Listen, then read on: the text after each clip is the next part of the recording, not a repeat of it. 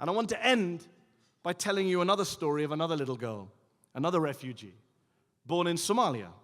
She spent 4 years in the Dadaab refugee camp in Kenya, the world's biggest, before arriving in the United States, aged just 12, unable to speak more than 2 or 3 words of English. Her father, to help her learn English, told her to watch cartoons with the subtitles with the captions on. That's how she picked up English. By 17, she was a citizen of the United States.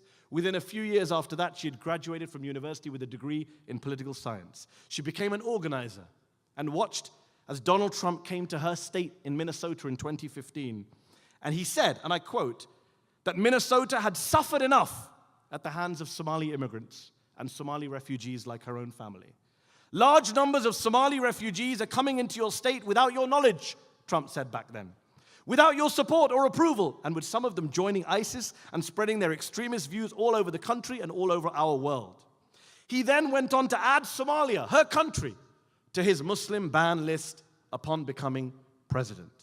On Tuesday night, though, ladies and gentlemen, that little girl, that refugee from Somalia, that community organizer from Minnesota, Ilhan Omar, was elected to the Congress of the United States of America with 78% of the vote in her district. Becoming the first Somali American, the first refugee from Africa, and the first Muslim woman in a headscarf to ever serve in the Congress of the United States in the era of Donald Trump. That is how you respond to bigotry. That is how you respond to nativism. That is how you respond to Islamophobia and racism and hate. I am the president's biggest nightmare, she said to me when I interviewed her earlier this year on my podcast. And let's face it, she is. She represents everything that he loathes, everything that he is against. And yet this week she became an inspiration to an entire generation of Muslim women and Muslim men, to people of color, and to anyone, anywhere in this world who wants to stand up to hate and division and xenophobia. Ladies and gentlemen, brothers and sisters, we need more Ilhan Omars. And I strongly believe, I'm convinced, that our communities, whether in the US or the UK or Canada, can produce more Ilhan Omars. We can show the bigots and the racists and the xenophobes and the folks who hate refugees and immigrants, we can show them that we are here. We're staying. We're not going anywhere. We're not going to crawl quietly into the night. We have no plans to sit on the sidelines and mind our own business or be passive observers. We are going to stand up for our rights. We are going to vote and lobby and get engaged and win elections and lead and organize and motivate and inspire. And no one's going to stop us. That is the message we're going to send.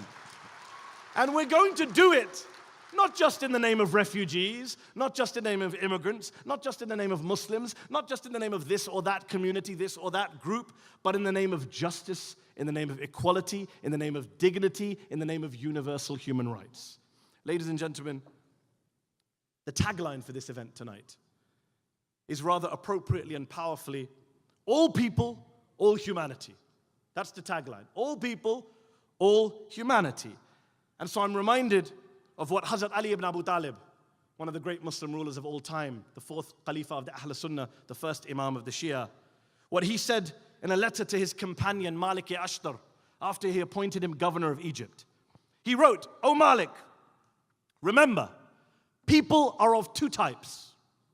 People are of 2 types. They are either your brothers in faith or your equals in humanity." Those are the only 2 types of people. Your brothers and sisters in faith or your equals in humanity. That's it. So never forget that message. Never allow anyone to turn you against your fellow human beings, your brothers and sisters, your equals, especially your fellow human beings who need help. And tonight, my dear brothers and sisters, tonight is the night we give them that help. Thank you very much for your time. Assalamu alaikum.